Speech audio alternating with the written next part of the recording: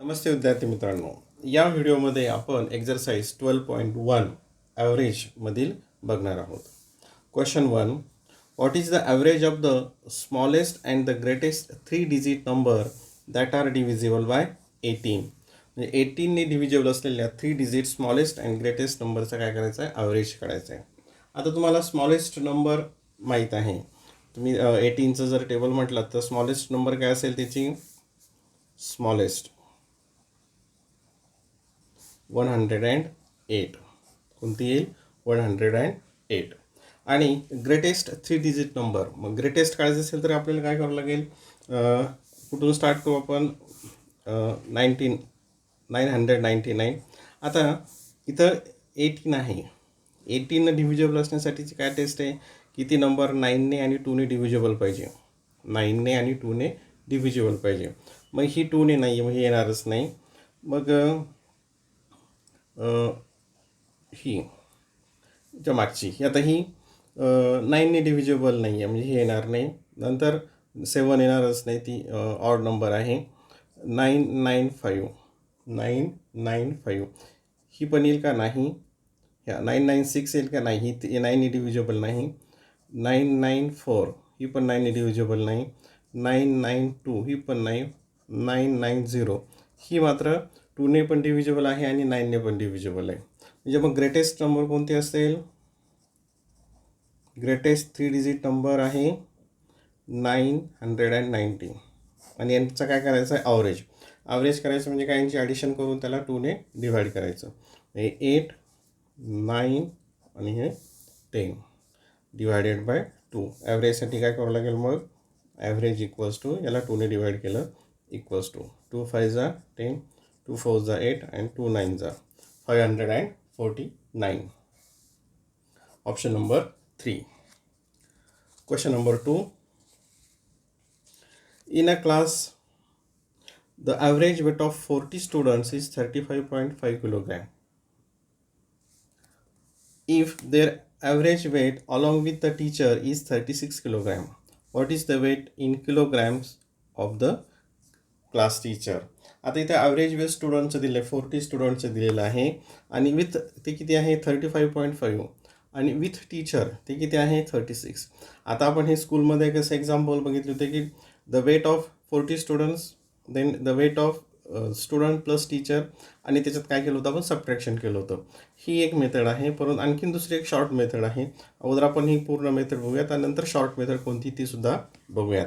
आता total weight of 40 students ते काय येईल, 40 इंटू 35.5 इक्वल्स टू, इथं 0 अगोदर लिहिलं, 4 5 जा 20 कॅरी 2, 4 5 जा 20 प्लस 2 22, 4 3 जा 12 plus 2 14. The decimal point 1420 kilogram. आता विथ टीचरसुद्धा ॲड केल्यानंतर टोटल किती येईल, मग 40 स्टुडंट्स प्लस टीचर 1 म्हणजे 41 इंटू, आणि त्याचं किती आहे 36. त्यांचं वेट किती होतं, 36. आता त्याचं मल्टिप्लिकेशन केला, तो मल्टिप्लिकेशन किती होतो, 1476 किलोग्रॅम. मग देअरफॉर टीचरचं वेट किती असेल, हे तुम्ही स्कूलमध्ये अभ्यासलेलं आहे. Total 1476 minus students 1420 equals to 630 6 7 minus 2 5 556 0. टीचरचं वेट किती असेल, 56. ही आपली झाली रेग्युलर मेथड, जी आपण स्कूलमध्ये अभ्यासलेली आहे. आता शॉर्ट मेथड कशी येईल बघा. 40 स्टुडंटचं ॲव्हरेज जे वेट आहे ती किती आहे, 35.5. आणि एक टीचर ॲड झाल्यानंतर किती झालं, 36. म्हणजे 40 स्टुडंट्समध्ये किती वेट वाढलं, 0.5 किलोग्रॅम. 40 स्टुडंटचं प्रत्येकाचं किती इथं वेट ॲव्हरेजमध्ये वाढलं, 0.5. म्हणजे 40 स्टुडंटचं टोटल वेट किती वाढेल या ठिकाणी, 20. 0.5 इंटू 40 ते काय येईल, 20 किलोग्रॅम. आणि एक टीचर आहे, टीचरचं किती आहे, 36. टीचरचं किती आहे, 36. टीचरचं ॲव्हरेजमध्ये टीचर एक पकडला जाईल. आणि यांचं किती वाढलं 0.5 आणि टीचरचं किती ॲव्हरेजमध्ये आपण 36 पकडणार म्हणजे 36 झालं. टोटल किती वेट वाढलं तर हे टोटल 56 किलो आणि ते कोणाचं असेल मग टीचरचं असेल. ही मेथड ही आणखीन एक व्हिडिओ परत बघा आणि हे समजून घ्या. Question number 3. A bus travel from village A to B at speed 40 km per hour. On return journey, its speed was 60 km per hour. What is the average speed of the bus during the entire journey? म्हणजे इथं बस आहे ए विलेजवरून बी village केली. जातानाची speed काय आहे 40 kilometre ही आणि वापस येतानाची speed काय आहे 60 किलोमीटर. तर काय काढायचं आहे याची ॲव्हरेज स्पीड काढायची आहे. तर इथं एक हिंट दिली बघा. Consider the speeds x kilometre per hour and Y kilometre per hour. म्हणजे जातानाची एक्स किलोमीटर धरली आणि येतानाची वाय किलोमीटर धरली तर रिक्वायर्ड ॲव्हरेज स्पीड. तर ॲव्हरेज स्पीड काय असेल हा इथं फॉर्म्युला आहे. मग आता आपली ॲव्हरेज स्पीड काय येईल बघा. Average speed equals to 2 into X म्हणजे काय 40 वाय 60 म्हणजे जातानाची स्पीड आणि येतानाची speed upon X plus Y 40 plus 60 40 plus 60. आता ॲडिशनमध्ये आहे तेव्हा कॅन्सल होणार नाही तसंच ठेवूयात. 2 इंटू 40 इंटू 60 आणि हे किती आलं ॲडिशन इथे 100. हे 0 हे 0 हे 0 हे 0 इक्वल्स टू 2 4 8 इंटू 6 आणि 6 into 8 48 kilometres per hour. The average speed is 48 km per hour. Option number 2. Option number 2. Question number 4. Find the average of a smallest and the greatest 3-digit numbers that are divisible by 30. आता इथे 30नी डिव्हिजेबल आहे. आपण मागच्या वेळेस काय केलं होतं ते 900 पासून एक कमी करत आलो होतो. आता 30नी डिव्हिजेबल जे स्मॉलेस्ट आहे ते तुम्हाला लगेच माहीत होईल. टेबलवरून तुम्हाला लगेच कळणार. 30नी डिव्हिजेबल स्मॉलेस्ट कोणते असेल 104. आता इथे 999 हे प्रत्येकाला डिवाईड करणे शक्य होईल का म्हणजे कोणती असेल 999998. तर मग इथे काय करणार आपण 13 999 ही जी लास्ट नंबर आहे त्याला आपण डिवाईड करूयात. बघा 13 7 91 इथं कॅरी किती आलं 8 0 इथं 9 हे घेतले खाली.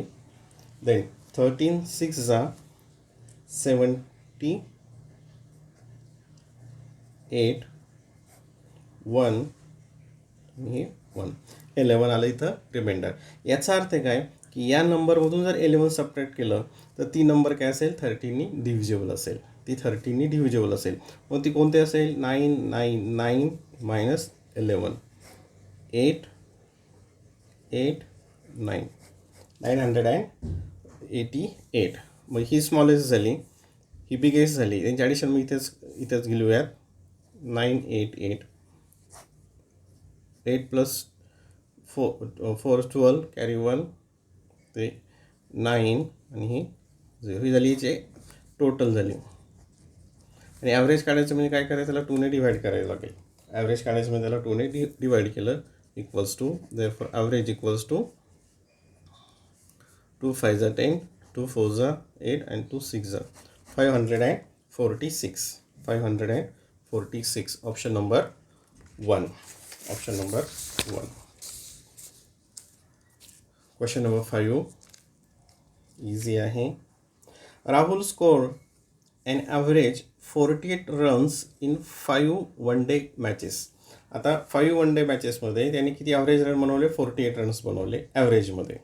मग टोटल रन्स किती असतील त्याचे 48 इंटू 5 हे तुम्हाला आता माहिती आहे. In the first 3 matches he scored 40 average runs 40. First 3 मॅचेसमध्ये ॲव्हरेज रन्स काय झाले 40.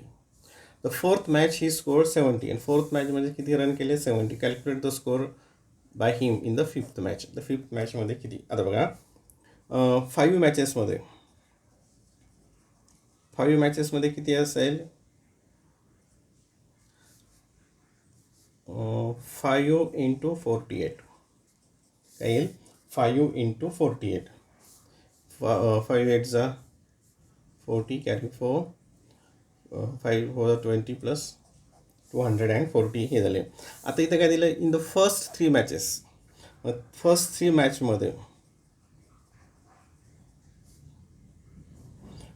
3 मॅचेसमध्ये किती असेल टोटल रन्स ॲव्हरेज किती आहे 40. मग टोटल किती झाले ते 0 12 120.